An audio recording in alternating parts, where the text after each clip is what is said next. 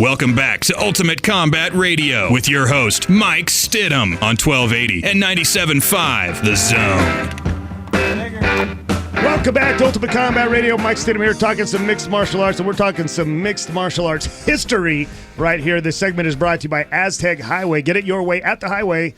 WDFA. Now, in studio here, I have Lance Batchelor, and to kind of recap, in case you just joined us, we're talking about the first mixed martial arts fight ever within the confines of the Beehive State, and Lance Batchelor was half of that fight, and I kind of led up to right to the fight, and we had to take a break, and so I'm going to let Lance kind of take the reins for a moment here, and you know, he wants to kind of maybe lead you up to the fight, and you can talk about what was going on in his mind as this thing came to fruition. Yeah, so a week before this fight was to take place is when this happened on the radio, when they challenged. And I knew, how am I going to even the odds with this guy? I didn't have the technical skills to beat him. There's no way. I mean, and I'm not going to learn him in that time. So, but I did know how to compete, and I knew what psychological warfare was. Well, Lance, if you had any idea how many guys come into my gym and say, I've got to fight this Friday, man, can you teach me how to fight? That was all the time. Well, I was smarter than that. And so what I did is I realized this guy doesn't know anything about me, and there's no internet to go look it up on Wikipedia.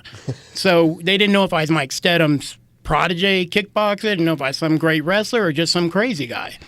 And so I just made sure that I cut out any kind of fear, at least that they would perceive. And so when they would call up and say, where people get their arm broken and all this, I'd just be like, yeah, cool. That's the way I want to do it. And I just made sure I showed no fear. That was my big thing. Like, so they would at least have a doubt. Like, why is this guy not a little worried? You know? And I got to tell you from firsthand experience, when I walked into the venue that day, and I expected to see Lance afraid. After I heard what was going on, I would have been afraid. I was afraid for him. And he looked me in the eye. He's like, no, man, I'm fighting this guy. There's nothing you can do. And everybody that I know would have taken the advantage. Oh, well, Mike said I can't fight him. You know, otherwise I would have kicked your butt. You know, but not Lance. He's like, no, I am fighting this fight. Did they call you and try to Oh, yeah, the whole week I knew it was working because they kept calling and it kept getting worse and worse. The threats and the things, it wasn't threats, sorry. It was more like, but just things that happen, you know, arms are broken and this and that. So I knew it was working because they were trying to get a reaction. Well, if you can break that arm, more power to you. So, yeah. I mean, at this time in history, people are just bowing down to the Gracie thing and signing up and lining up in droves for it, and that's great, but...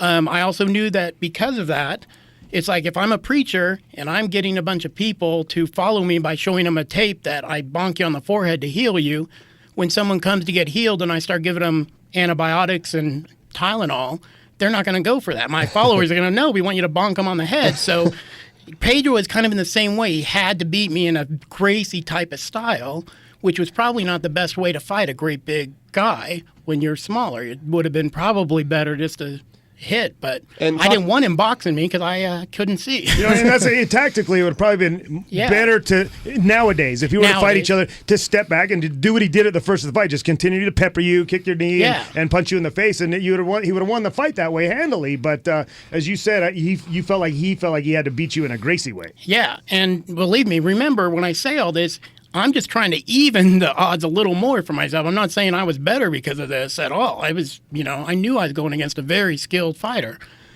And so I also knew, though, that his followers expected that. So there's like 300 people there that day, like Mike is saying, all for him.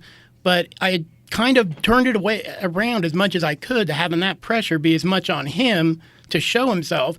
And when your followers are expecting Jesus, Moses isn't good enough, even if he parts the Red Sea.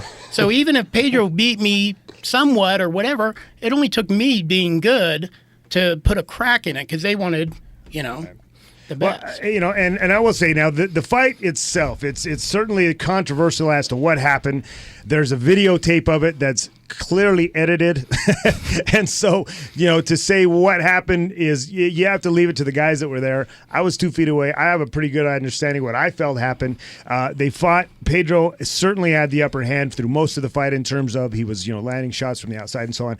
But Lance did. He did see some chinks in the armor, and he did land a couple of shots. And he did, I think, bloody Pedro's nose. It wasn't as though it was a seamless, clear uncontested victory that a lot of the people that were there thought they were going to see. They thought they were going to see their jiu-jitsu instructor just mop the floor with this kid, and that didn't really happen. I mean, he did, if you were judging the fight, he would have won the round 10-9 clearly, but it wasn't a 10-8 round. It wasn't that. So, and it certainly wasn't a 10-7 round, what everybody expected to see. So, and ultimately, an armbar was applied.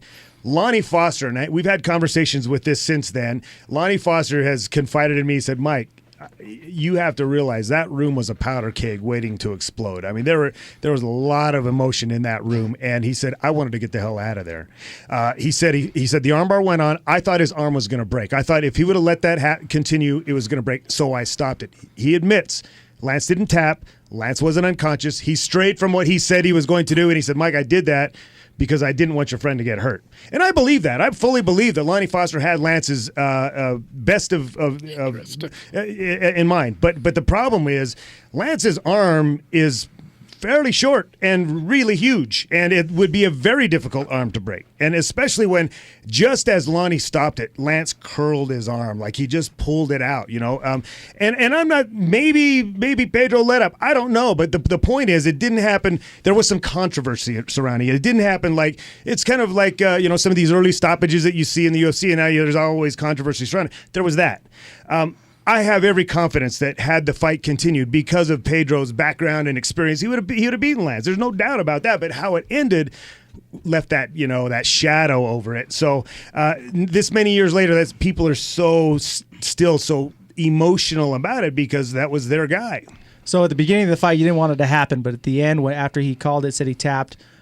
Were you a little upset about it? Did you? Yeah, no, I was upset, and you can see in the videotape I expressed my discontent, and literally, Lonnie was right. That place damn near turned into a powder keg, and fortunately for everybody involved, there were probably about 20 cops in the audience that held up their badges and said, "Everybody's going home now. No more of this." So that's the way that all ended. But the cops let the first fight go on? Well, I think they wanted to see it as much as anybody did, man. So, but they realized, I think what they were there for is, hey, if this thing gets ugly, we're going to have to step in. And it was about to get ugly. And why was it ugly? It sounds like it was the Gracie army against you and Lance. What was the tension? The tension was because of the controversy. Because I stepped in and I said, that's a bunch of bull.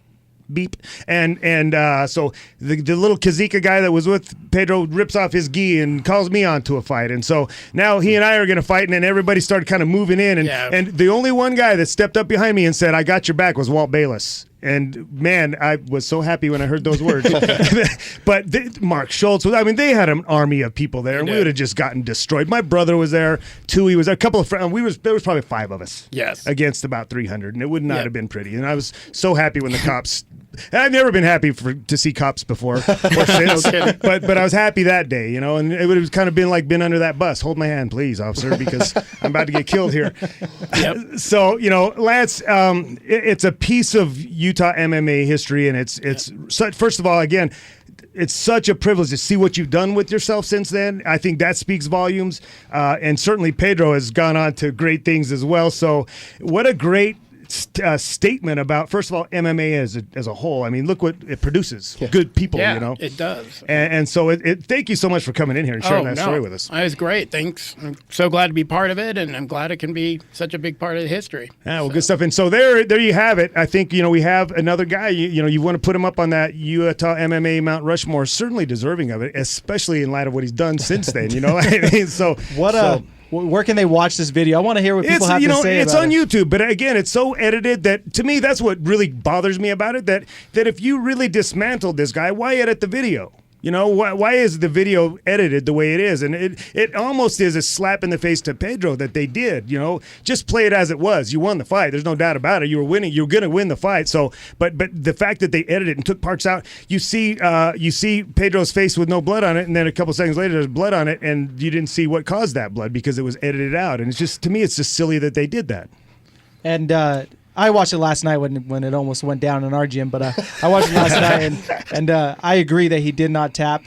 And but I want to see what other people think about it because Dave obviously thinks that he did tap. Now you are on the blacklist too, Joe. Yeah. That was the funny part because there was 8 of us friends there. With Mike, I've been on the blacklist since day. Yeah, amen, brother. There were 8 of us there, and Dave's the only one that saw the tap, and he insists that it happened. But even anyway. his friend, his little jiu-jitsu guy, he was on our side. Yeah. All right, well, that's going to wrap it, man. Again, thanks, Lance, for coming in. And so when we come back, we're going to call Fabiana Scherner, and then we're going to talk to Jack May about what's going down in the WCFC in January. Don't go anywhere.